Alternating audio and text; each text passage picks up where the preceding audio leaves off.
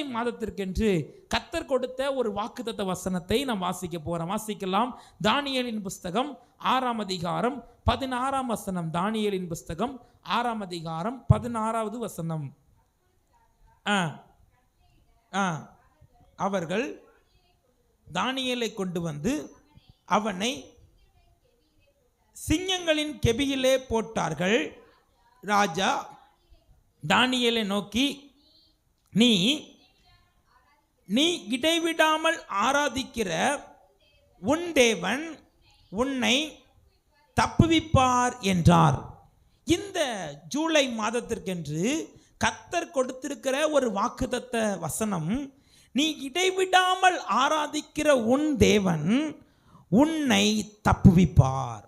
நீ இடைவிடாமல் ஆராதிக்கிற உன் தேவன் உன்னை தப்புவிப்பார். இந்த ஆண்டவர் இந்த ஜூலை மாதத்தில் உங்களை பார்த்து என்ன சொல்றாரு அப்படின்னா, இன்றைக்கு ஏதோ ஒரு பிரச்சனையில், ஏதோ ஒரு போராட்டத்தில், ஏதோ ஒரு உபத்திரவத்தில் நீங்கள் மாட்டியிருக்கலாம். ஒருவேளை நீங்கள் தெரிஞ்சு அந்த பிரச்சனையில் மாட்டியிருக்கலாம், இல்லை தெரியாமல் அந்த பிரச்சனையில் மாட்டியிருக்கலாம். இந்த பிரச்சனையிலிருந்து எப்படி வெளியே வர்றதுன்னு எனக்கு தெரியல, இந்த போராட்டத்திலிருந்து எப்படி வெளியே வர்றதுன்னு தெரியல, என் எதிர்காலம் என்னமா முடியும்னு தெரியல. அப்படி நீங்கள் ஒரு பயத்தோடு கலக்கத்தோடு இந்த புதிய மாதத்திற்குள் பிரவேசிச்சிருக்கலாம். பரிசுத்த ஆவியானவர் உங்களை பார்த்து சொல்றார், நீங்கள் ஆராதிக்கிற உங்கள் தேவன் உங்களை தப்புவிப்பார். எத்தனை பேர் விசுவாசிக்கிறீங்க? சத்தமா அல்லேலூயா சொல்லுங்களேன். உங்கள் தேவன் உங்களை தப்புவிப்பார். இந்த மாதத்துல, இந்த ஜூலை மாதத்துல உங்க தேவன் உங்களை என்ன பண்ணுவார்னா தப்புவிப்பார். நீங்க வேதாகமம் முழுவதும் வாசிச்சு பார்த்தீங்கன்னா, நம்முடைய ஆண்டவருடைய நாமங்கள், நம்முடைய ஆண்டவருடைய செயல்கள் நிறைய எழுதப்பட்டிருக்கிறது. நம்முடைய தேவன் நம்முடைய ஜெபத்தை கேட்கிறவர். நம்முடைய தேவன் பார்த்தீங்கன்னா அவர் பராக்கிரமம் உள்ளவர். நம்முடைய தேவன் நமக்காக யுத்தம் பண்ணுகிறவர். நம்முடைய தேவன் நம்மை விடுதலையாக்குகிறவர். அப்படியெல்லாம் வேதத்தில் எழுதப்பட்டிருக்கும். ஆனா இந்த இடத்துல உன் தேவன் உன்னை தப்புவிப்பார். பக்கத்தில் இருக்கவங்க கையை பிடிச்சு சொல்லுங்க, தேவன் உங்களை தப்புவிப்பார். இந்த மாசத்துல அல்லேலூயா சொல்லுங்க. இந்த மாதத்துல கர்த்தர் உங்களை தப்புவிப்பார். இந்த தானியேல் 6ஆம் அதிகாரத்தை நீங்க வீட்டில் போய் வாசிச்சு பாருங்க. இந்த தானியேல் 6ஆம் அதிகாரத்தில் ஒரு சம்பவம் நடக்கிறது. பாபிலோன் தேசத்துக்கு சிறைபிடிக்கு வந்த மனிதன் யாரு? தானியேல். இந்த தானியேல் வந்து பார்த்தீங்கன்னா, அந்த நேபுகாத்நே அந்த தரியு ராஜா காலத்தில் இந்த தானியேல் வந்து அந்த அரண்மனையில் வேலை பார்க்குறாரு. இந்த தானியேலுக்கு விரோதமாக அவங்க என்ன பண்ணுறாங்க, ஒரு காரியத்தை ஏற்படுத்துகிறாங்க.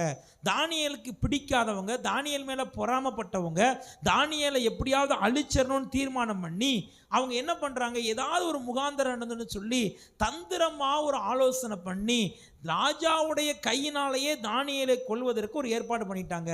இப்போ இந்த சம்பவம் ராஜாவுக்கு தெரியாது. ராஜாவும் கையெழுத்து போட்டாரு.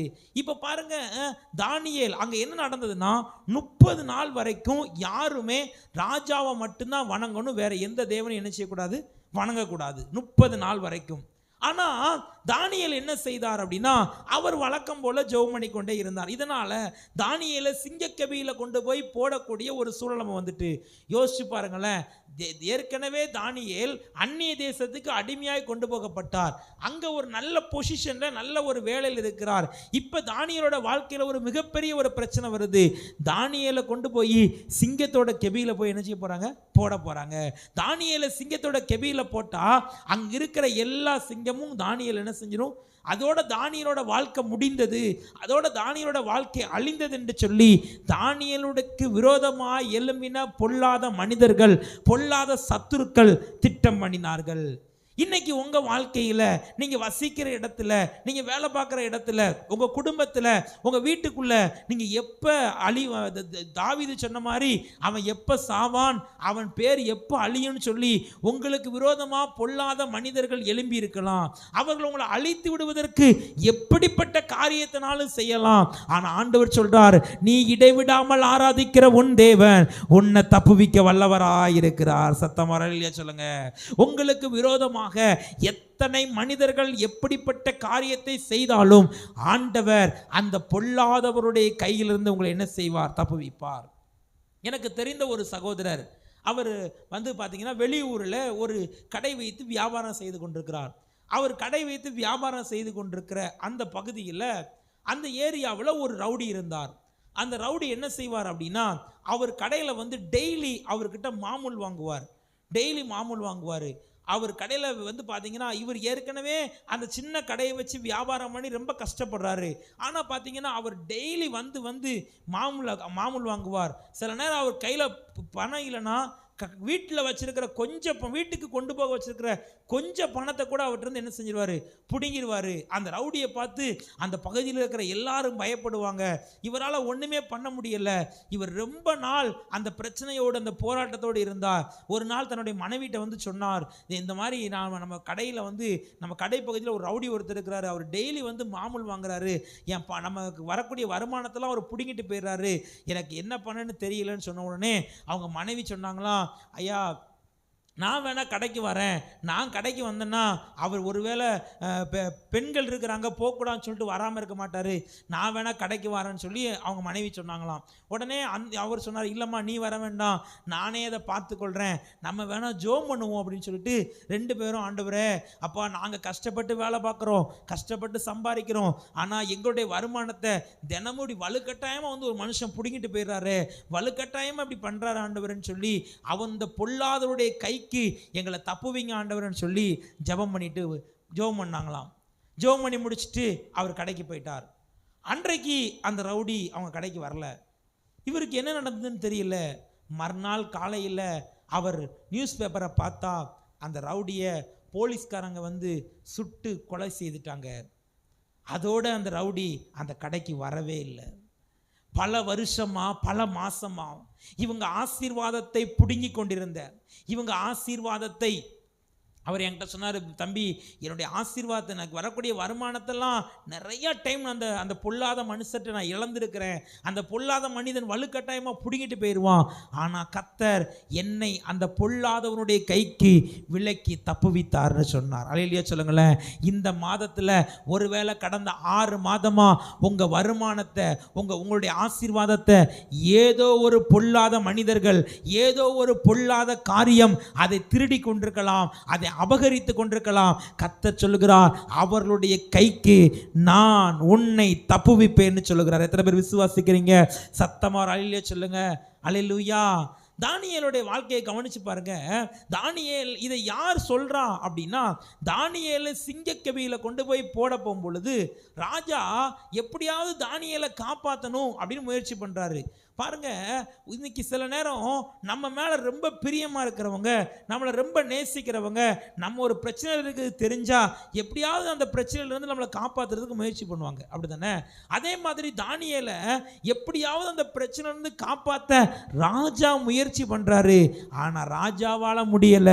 ராஜா முயற்சி பண்ணியும் முடியல. அதனால தான் அவர் சொல்றாரு, நான் இவ்வளோ நேரம் முயற்சி பண்ணிட்டேன்பா, என்னால் ஒன்றும் முடியல. ஆனா இந்த சிங்கக்கபி தப்புவிக்க நீ ஆராதிக்கிற தேவனால முடியும். அல்லேலூயா சொல்லுங்களேன். இன்னைக்கு உங்க கூட உங்க பிரச்சனையை பார்க்கிறவங்க, உங்க போராட்டத்தை பார்க்கிறவங்க, உங்க உபத்திரவத்தை பார்க்கிறவங்க, உங்களுக்கு உதவி செய்யணும்னு நினைக்கிறவங்க, ஒருவேளை உங்களுக்கு உதவி செய்ய முடிஞ்சு அவங்களாலே ஒன்றும் செய்ய முடியாம இருக்கலாம். ஆனா ஆண்டவர் சொல்லுகிறார், நீ இடைவிடாமல் ஆராதிக்கிற உன் தேவன் உன்னை தப்புவிப்பார். அல்லேலூயா சொல்லுங்க. அல்லேலூயா. தேவன் எப்படி நம்மை தப்புவிப்பார் பாருங்க. இந்த தானியேலை சிங்கக்கபியில கொண்டு போய் போட்டுட்டாங்க. சிங்கக்கபியில போட்ட தானியேலை கர்த்தர் எப்படி தப்புவித்தார்? அதே தானியேல் 6ஆம் அதிகாரம் 22ஆம் வசனத்தை வாசிங்க. தானியேல் 6ஆம் அதிகாரம் 22வது வசனம். சிங்கங்கள் என்னை சேதப்படுத்தாதபடிக்கு தேவன் போதும். சிங்கங்கள் என்னை சேதப்படுத்தாதபடிக்கு ஆண்டவர் இந்த ஜூலை மாதத்தில் உங்களை எப்படி தப்புவிப்பாருன்னா, உங்களுக்கு விரோதமாய் பொல்லாத மனிதர்கள் செய்த அந்த காரியம், உங்களுக்கு முன்னாடி கெர்ச்சித்து கொண்டிருக்கிற அந்த சிங்கம் போன்ற பிரச்சனை, அந்த சிங்கம் போன்ற போராட்டம், அந்த சிங்கம் போன்ற உபத்திரவம், அந்த சிங்கம் போன்ற உங்களை கலங்க வைக்கிற அந்த காரியம் உங்களை சேதப்படுத்தாதபடி தப்புவிப்பார். அல்லேலூயா சொல்லுங்களேன். நம்ம ஆண்டவர் எப்படி தப்புவிப்பார்னா, நம்மளை சேதப்படுத்தாதபடி. சிங்கத்தோட கெபியில தானியேலை கொண்டு போட்டுட்டாங்க. ஒரு நாள் நைட்டு ஃபுல்லா தானியேல் எங்க தான் இருந்தாரு? சிங்கக்கபியில் தான் இருந்தார். ஒரு நாள் நைட்டு ஃபுல்லாக தானியேல் சிங்கக்கபியில் இருந்தாலும் அந்த சிங்கம் தானியேலை சேதப்படுத்தாதபடி தானியேலின் தேவன் தப்புவித்தார். அல்லேலூயா சொல்லுங்க. இன்னைக்கு ஒருவேளை உங்க குடும்பத்தில் உங்க தனிப்பட்ட வாழ்க்கையில் ஏதோ ஒரு பிரச்சனை வழியா, ஏதோ ஒரு போராட்டத்தின் வழியா, ஏதோ ஒரு உபத்திரவத்தின் வழியா நீங்க கடந்து வரலாம். அந்த பிரச்சனை, அந்த போராட்டம், அந்த உபத்திரவம் உங்களை சேதப்படுத்தாதபடி கர்த்தர் உங்களை தப்புவிப்பார். அல்லேலூயா சொல்லுங்க. லூக்கா எழுதின சுவிசேஷம் 10ஆம் அதிகாரம் 19ஆம் வசனத்தை வாசிங்க. இதோ சர்ப்பங்களையும் தேள்களையும் மிதிக்கவும், வாசிங்க பாப்போம். லூக்கா 10:19. இதோ சர்ப்பங்களையும் தேள்களையும் மிதிக்கவும் சத்ருவினுடைய சகல வல்லமைகளை மேற்கொள்ளவும் உங்களுக்கு அதிகாரம் கொடுக்கிறேன், ஒன்றும் உங்களை சேதப்படுத்த மாட்டாது. எத்தனை பேர் விசுவாசிக்கிறீங்க? சத்தமா அல்லேலூயா சொல்லுங்க. பாருங்க, தானியேலை கொண்டு சிங்கக்கபியில போட்டாங்க. தானியேலுக்கு முன்னாடி சிங்கம் இருக்குது, ஆனா சிங்கம் தானியேலை சேதப்படுத்தல. அல்லேலூயா சொல்லுங்க. இன்னைக்கு ஒருவேளை உங்களுக்கு விரோதமா மந்திரவாதம் பண்ணியிருக்கலாம், உங்களுக்கு விரோதமா பில்லி சூனியம் பண்ணியிருக்கலாம், உங்களுக்கு விரோதமா பொல்லாத மனிதர்கள் பொறாமையோடு எரிச்சலோடு இவன் எப்ப சாவான்னு சொல்லி எதிர்பார்த்து காத்திருக்கலாம். ஆனா பரிசுத்த ஆவியானவர் சொல்லுகிறார், உன்னை சேதப்படுத்தாதபடி நான் உன்னை தப்புவிப்பேன். அல்லேலூயா சொல்லுங்க. இந்த ஜூலை மாதத்துல உங்களை எந்த காரியமும் சேதம் வராமல் அவர் உங்களை தப்புவிப்பார். அமெரிக்காவில் கலிஃபோர்னியா அப்படின்னு ஒரு இடம் இருக்குது. அந்த இடத்துல அடிக்கடி காட்டு தீ பிடிக்கும். இப்போ சமீபத்தில் கூட டிவியில் காட்டினாங்க. அங்கே காட்டு தீ பிடிச்சிச்சுன்னா, இங்கே நம்ம ஊரில் மாதிரி அமெரிக்காலெலாம் செங்கல் மண் வச்சு வீடு கட்ட மாட்டாங்களாம். அங்கே ஃபுல்லாமே வீடெல்லாம் மரத்தினால தான் கட்டியிருப்பாங்களாம். அங்கே காட்டு தீ பிடிச்சது அப்படின்னா அது வேகமாக என்ன செய்யும், பரவ ஆரம்பிச்சிடும். அப்போ அமெரிக்காவில் காட்டு தீ பிடிச்ச உடனேயும் அங்கே இருக்கிற அரசாங்கம் ஒரு காரியத்தை அறிவிப்பாங்களாம். என்ன அறிவிப்பாங்க அப்படின்னா, இங்கே இருக்கிற மக்கள் எல்லாருமே நீங்கள் உங்களுக்கு தேவையான பொருளை மட்டும் எடுத்துட்டு வீட்டை காலி பண்ணிவிட்டு நீங்கள் எல்லோரும் என்ன செஞ்சுருங்க, போயிருங்க. தீ அணைஞ்சதுக்கப்புறம் நீங்கள் எல்லோரும் வாங்க அப்படின்னு சொல்லிடுவாங்களாம். அந்த தீயை அணைக்கிறதுக்கு ஹெலிகாப்டர் மூலியமாக ஹெலிகாப்டர்லேருந்து தண்ணி ஊற்றி அந்த தீயெல்லாம் என்ன செய்வாங்களாம், அணைப்பாங்களாம். இது இன்னைக்கு வரைக்கும் அமெரிக்காவில் நடந்துக்கிட்டு இருக்கக்கூடிய ஒரு விஷயம். இந்த சூழ்நிலையில் நம்ம திருநெல்வேலி பக்கத்தில் இருந்து ஒரு குடும்பம் அமெரிக்காவில் போய் செட்டில் ஆகிட்டாங்க. அவங்க ஆண்டவரை விசுவாசிக்கிற ஒரு குடும்பம், ஆண்டவரை ஆராதிக்கிற ஒரு குடும்பம். அந்த குடும்பத்தார் கலிஃபோர்னியாவில் ஒரு வீட்டில் இருந்திருக்கிறாங்க. அப்போ என்ன நடந்தது அப்படின்னா, இதே மாதிரி காட்டு தீ வேகமாக பரவும்போது அந்த அரசாங்கம் அறிவிச்சிட்டாங்க, உங்களுக்கு தேவையான பொருளை மட்டும் எடுத்துகிட்டு நீங்கள் என்ன செஞ்சுருங்க, போங்க அப்படின்னு சொல்லிட்டு. அப்போ அவங்க குடும்பத்தில் எல்லா பொருளையும் எடுத்துகிட்டு போகும்போது அவங்க ஒரு சின்ன ஜெபம் பண்ணியிருக்காங்க. ஆண்டவரே, அப்பா, எங்களுக்கு இருக்கிறது ஒரே ஒரு வீடு தான், இந்த வீடும் தீப்பிடிச்சு அழிஞ்சிருச்சுன்னா நாங்கள் அடுத்து எங்கள் வாழ்வாதாரத்துக்கு ரொம்ப கஷ்டப்படுவோம். எங்கள் வீட்டை நீங்கள் பாதுகாத்து கொள்ளுங்கப்பா, இந்த தீமைக்கு எங்கள் வீட்டை விலக்கி தப்புவீங்க ஏசப்பான்னு ஒரு ஜெபம் பண்ணிவிட்டு அவங்க வீட்டை விட்டு கடந்து போயிட்டாங்க. சில நாட்கள் ஆச்சு, ஏகப்பட்ட வீடு தீப்பிடிச்சு எரிஞ்சு எல்லாம் அழிஞ்சிருச்சு. அங்கே இருக்கிற ஃபயர் டிபார்ட்மெண்ட், அங்கே இருக்கிற தீ எரிஞ்சிட்டு இருக்கிற இதெல்லாம் அந்த ஹெலிகாப்டர் மூலிமா தண்ணி ஊற்றி நிறையா வீடுகளை ஃபுல்லாக அவங்க தீயெல்லாம் அணைச்சிட்டாங்க. கடைசியில் எல்லாம் அணைச்சி முடிச்சதுக்கப்புறம் வந்து பார்த்தா அங்கே அந்த பகுதியில் எல்லா வீடும் தீப்பிடிச்சு எரிஞ்சு அழிஞ்சிருந்தான். இவங்க வீட்டை மட்டும் தீ சேதப்படுத்தலையா? அல்லேலூயா சொல்லுங்களேன். அங்கே இருக்கிற அரசாங்க அதிகாரிகள் எல்லாருக்கும் ஆச்சரியமா, எப்படி இவங்க வீட்டில் மட்டும் தீ பிடிக்கல? அவங்க வீட்டுக்கிட்ட அப்போ தீ எரியலையா? இல்லை, அவங்க வீட்டுக்கிட்ட தீ எரிஞ்சிருக்கு. அவங்க வீட்டுடைய கதவுடைய அந்த நில வரைக்கும் அந்த தீ எரிஞ்சு பாதி எரிஞ்சு நிற்கும்ல, அந்த தடம் இருந்திருக்கு. ஆனால் தீ உள்ளே போய் வீட்டை சேதப்படுத்தலை. அல்லேலூயா சொல்லுங்களேன். கர்த்தர் சேதம் வராதபடி அவர்களுடைய வீட்டை தப்புவித்தார். உங்கள் குடும்பத்தை, உங்கள் உடைமையை, உங்கள் வாழ்க்கையை, இன்னைக்கு நீங்கள் சந்திச்சு கொண்டிருக்கிற பிரச்சனையை, ஐயோ இப்படி ஒரு பிரச்சனையில மாட்டிட்டேனே, அவ்வளோதானா, இதோட என் வாழ்க்கை முடிஞ்சதா, இதோட இனிமேல் என்னுடைய எதிர்காலம் எப்படி இருக்கும் யோசிச்சு பாருங்களேன். தானியோடைய உள்ள எப்படி இருந்திருக்கும்? நம்மளை கொண்டு சிங்கக்கபியில் போட்டாங்க, நம்ம இந்த உள்ள சிங்கம் இருக்குமே, என்ன நடக்கும்? சிங்கக்கபிக்குள்ள என்ன நடக்கும்? சிங்கக்கபியிலேருந்து நம்ம வெளியே வர முடியுமா? இல்லை, தானியேலின் தேவன் சேதம் வராதபடி அவர் தப்புவித்தார். அல்லேலூயா சொல்லுங்களேன். இந்த ஜூலை மாதத்தில் உங்களை ஒன்றும் சேதப்படுத்தாதபடி தானியேலின் தேவன், நீங்கள் ஆராதிக்கிற தேவன் உங்களை தப்புவிக்க வல்லவராக இருக்கிறார். விசுவாசிக்கிறீங்களா? சத்தமா அல்லேலூயா சொல்லுங்களேன். ரெண்டாவது, தேவன் உங்களை எப்படி இந்த ஜூலை மாசத்துல தப்புவிப்பார் அப்படின்னா, அதே 6ஆம் அதிகாரம் 22ஆம் வசனத்தை வாசிங்க.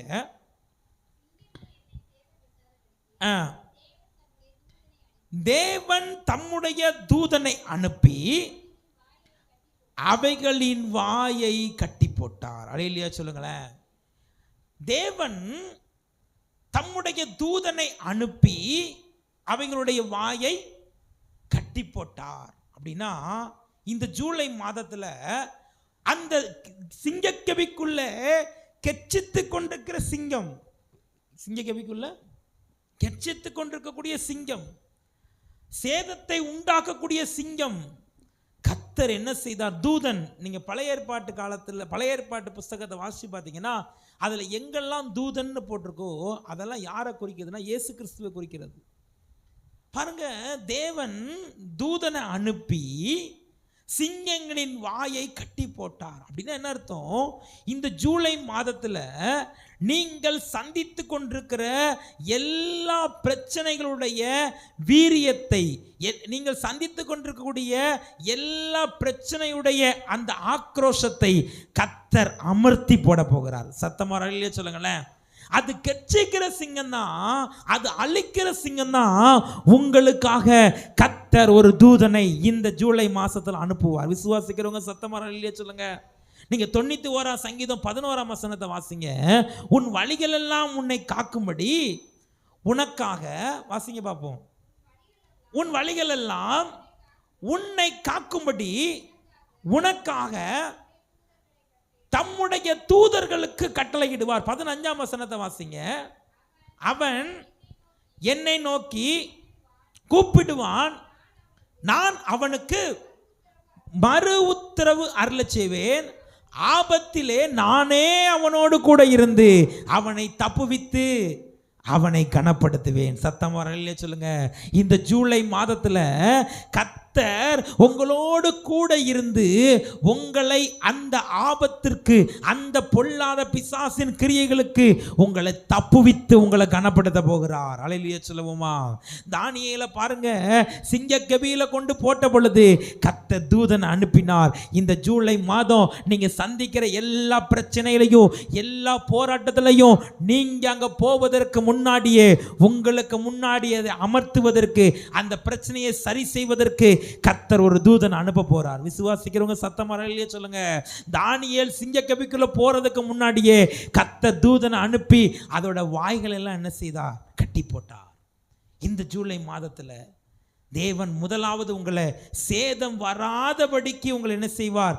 தப்புவிப்பார். இரண்டாவது, அந்த பிரச்சனை உங்களை மேற்கொள்ளாதபடி தூதனை அனுப்பி கர்த்தர் உங்களை தப்புவிப்பார். விசுவாசிக்கிறீங்களா? நீங்க இடைவிடாமல் ஆராதிக்கிற உங்கள் தேவன் உங்களை தப்புவிக்க வல்லவராய் இருக்கிறார். சத்தமா அல்லேலூயா சொல்லுங்க. பாருங்க, தானியேலை தப்புவித்த ஆண்டவர், தானியேலை சிங்கத்தின் கெபிக்கு தப்புவித்த ஆண்டவர்.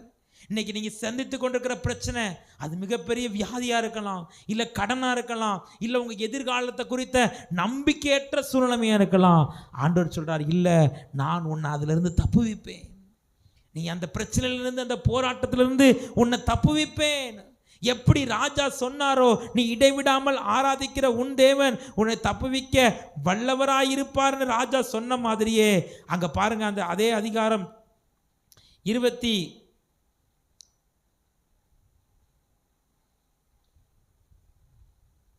22ஆம் வசனத்தை வாசிங்க.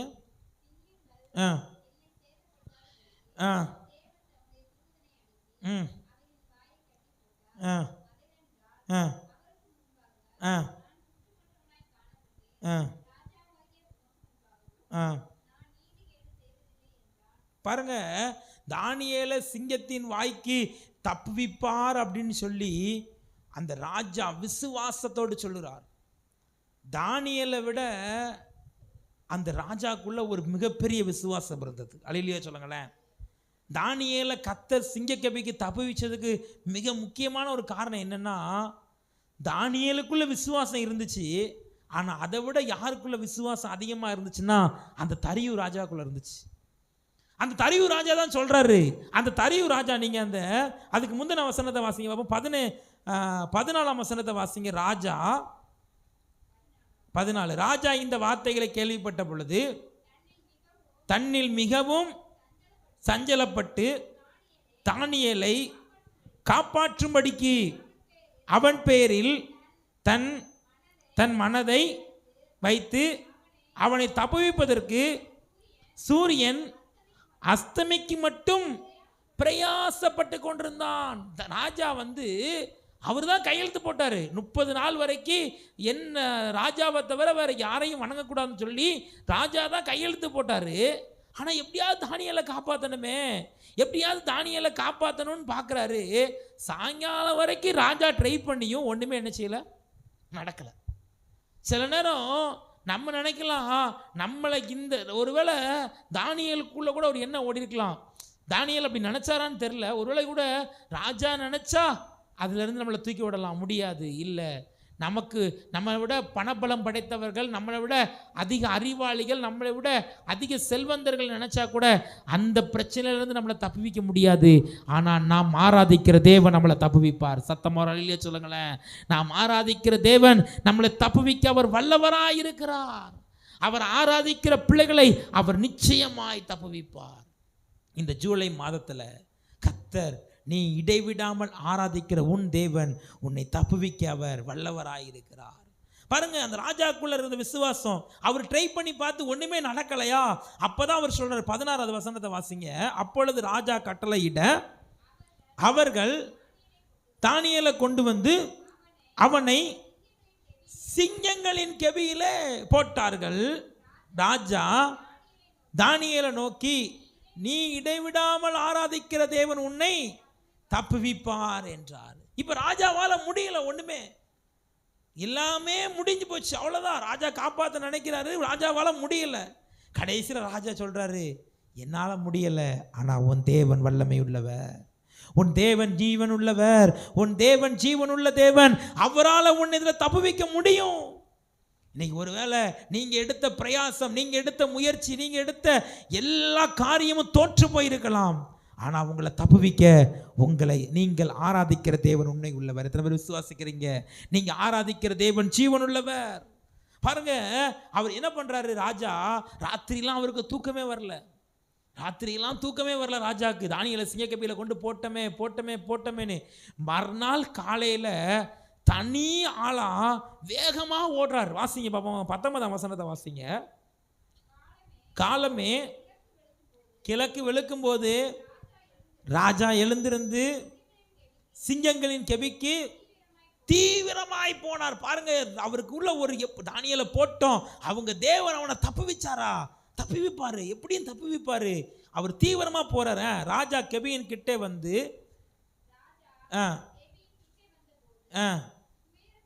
துயர சத்தமாய் தானியேலை கூப்பிட்டு, தானியேலே, ஜீவனுள்ள தேவனுடைய தாசனே, உன்னை